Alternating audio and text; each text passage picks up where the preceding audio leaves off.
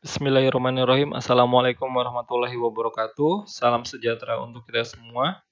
Semoga kita selalu diberikan kesehatan oleh Tuhan Yang Maha Esa. Pada video kali ini, untuk mata kuliah Metrologi Industri, saya menyajikan tema statistik dalam metrologi industri. Tema ini saya bagi ke dalam 2 kali pertemuan, yaitu pertemuan ke-6 dan pertemuan ke-7.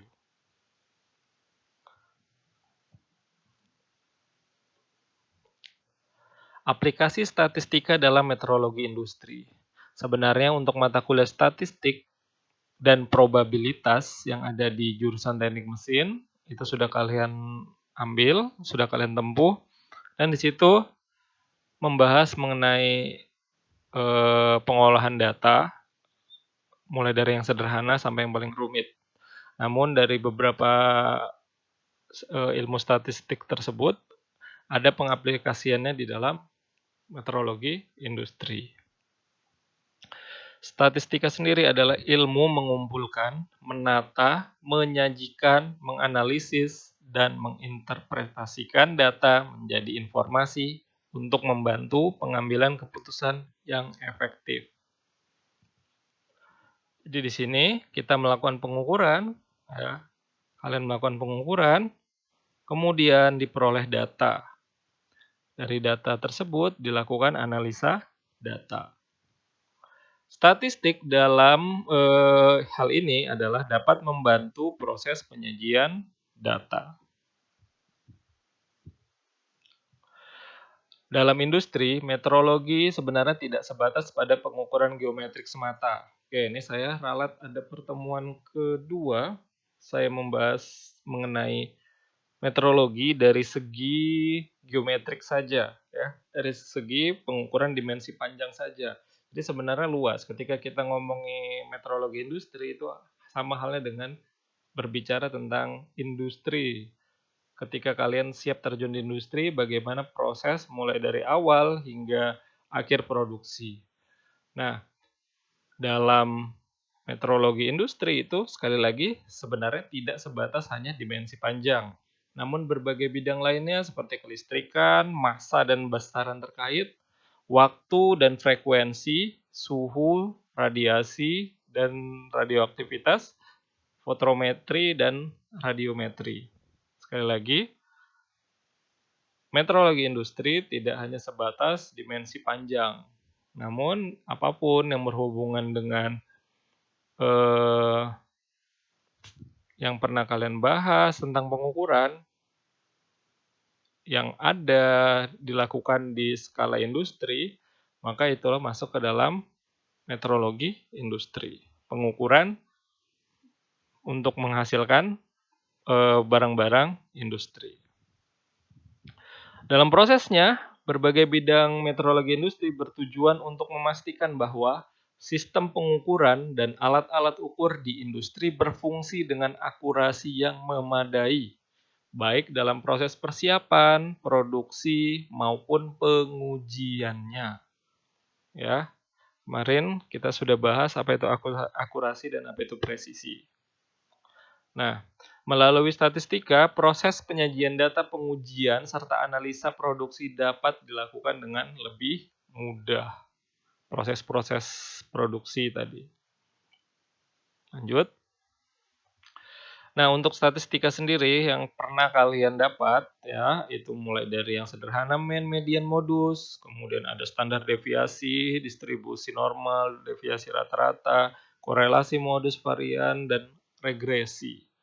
Ya, semua itu ya, selain dapat membantu proses penyajian data, statistika dapat pula membantu menganalisa kesalahan atau error sehingga akan membantu pengambilan keputusan. Ini yang kita bahas untuk pertemuan keempat mengenai kesalahan-kesalahan pengukuran dan error. Semua data itu kita dapat olah, dan kita melihat memprediksi sebesar mana kesalahannya. Dalam pengambilan keputusan terkait industri, kita akan mempelajari regresi dan korelasi. Nah, maka dari itu sebenarnya untuk pertemuan ke-6 kita khusus membahas tentang regresi, dan pertemuan ke-7 video yang selanjutnya adalah mengenai korelasi. Oke, kita masuk selanjutnya. Apa sih yang mau kita pelajari dalam perkuliahan tentang statistika ini, khususnya tentang regresi dan korelasi. Nah, tujuannya ini setelah mempelajari materi ini, diharapkan mahasiswa mampu menjelaskan regresi dan korelasi itu apa, menghitung dan menginterpretasikan arti dari persamaan regresi dan standar error dari estimasi untuk analisis regresi linear sederhana. Kemudian menggunakan ukuran-ukuran yang diperoleh dari analisis regresi dan korelasi untuk membuat dugaan-dugaan interval dari variabel-variabel terkait bagi keperluan peramalan. Menghitung dan menjelaskan makna dari koefisien-koefisien korelasi dalam menggunakan teknik-teknik analisa korelasi linear sederhana. Jadi intinya diharapkan kalian sangat mengerti apa itu regresi dan korelasi dan apa pemanfaatannya, khususnya dalam metrologi industri. Karena ini terkait dengan pengukuran data, kemudian ada error atau kesalahan-kesalahan pengukuran supaya kita bisa memprediksi hasil produksi yang lebih baik.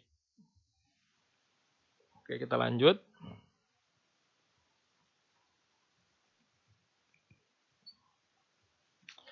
Oke, untuk pertemuan yang ke-6, kita khusus membahas tentang analisis regresi linear sederhana. Analisa regresi digunakan untuk mempelajari dan mengukur hubungan statistik yang terjadi antar dua atau lebih variabel. Dalam analisa regresi, suatu persamaan regresi hendaknya ditentukan dan digunakan untuk menggambarkan pola atau fungsi hubungan yang terdapat antar variabel.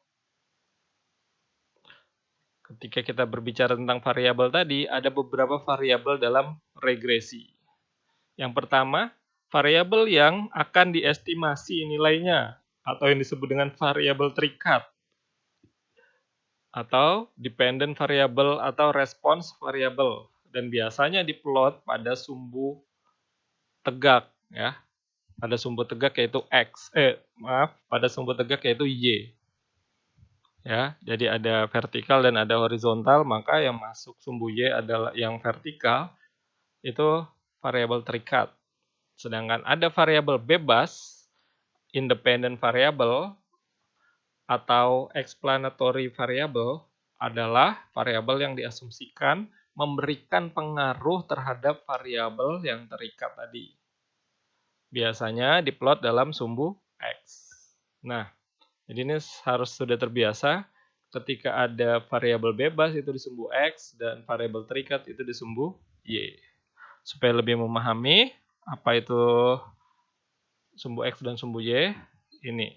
Regresi linear sederhana adalah metode statistik yang berfungsi untuk menguji sejauh mana hubungan sebab akibat, sekali lagi sebab akibat, antara variabel faktor penyebab X terhadap variabel akibatnya Y. Jadi sebab akibat di sini faktor penyebabnya X dan yang akibatnya adalah Y atau yang disebut dengan respons.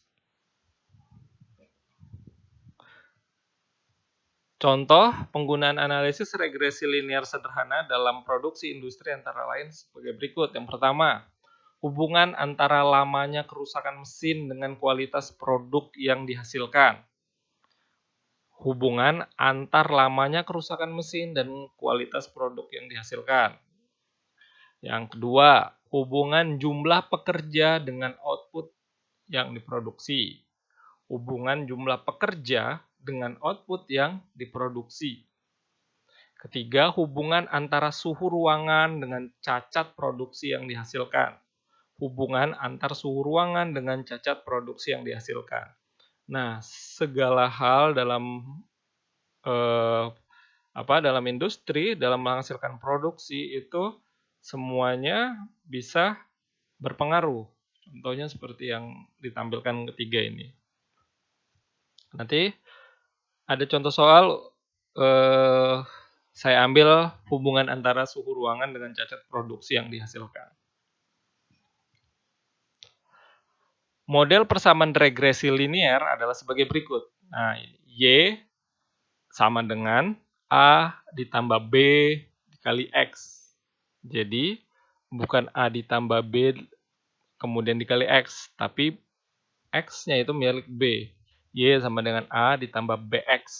Gitu ya. A sama dengan Y, maaf saya ulangin, Y sama dengan A ditambah B X.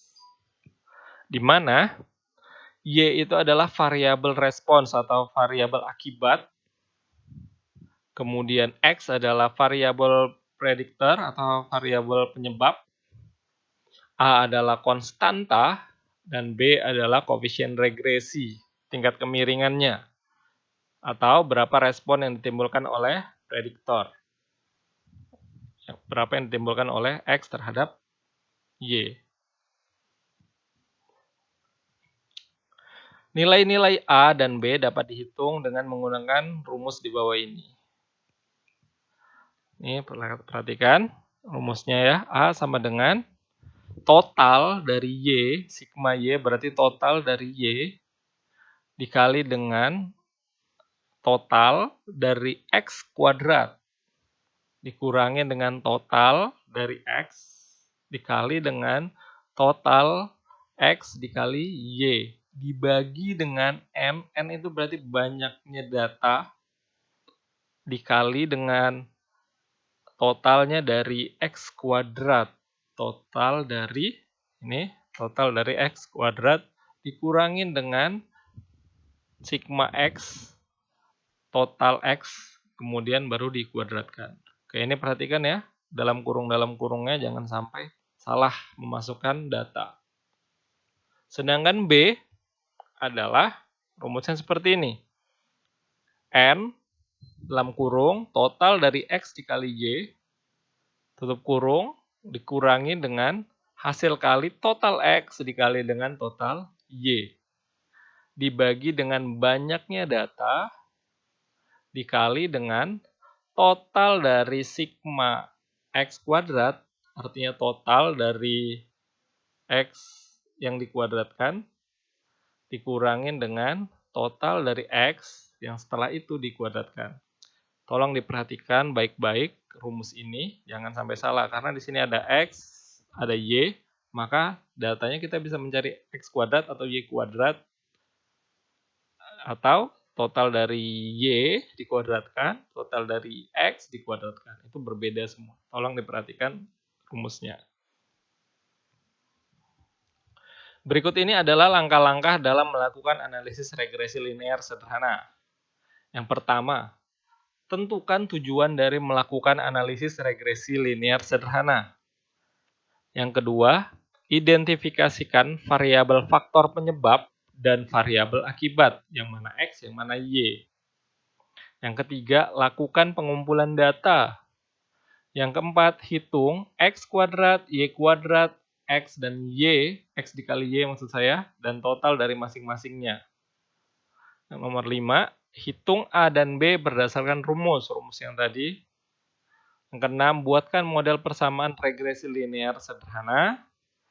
Dan yang terakhir, lakukan prediksi atau peramalan terhadap variabel faktor penyebab atau variabel akibat. Nah, dari sini kita bisa memprediksi errornya seperti apa. Oke, ini teori, kemudian nanti ada contoh soal, tapi saya pisahkan videonya. Video teori sampai di sini, kita bertemu di video untuk latihan soal. Jika ada yang mau ditanyakan, silakan didiskusikan di grup. Dan kita akan tanya jawab di dalam grup, oke? Grup WA. Kita akhirnya, Assalamualaikum warahmatullahi wabarakatuh, dan salam sejahtera untuk kita.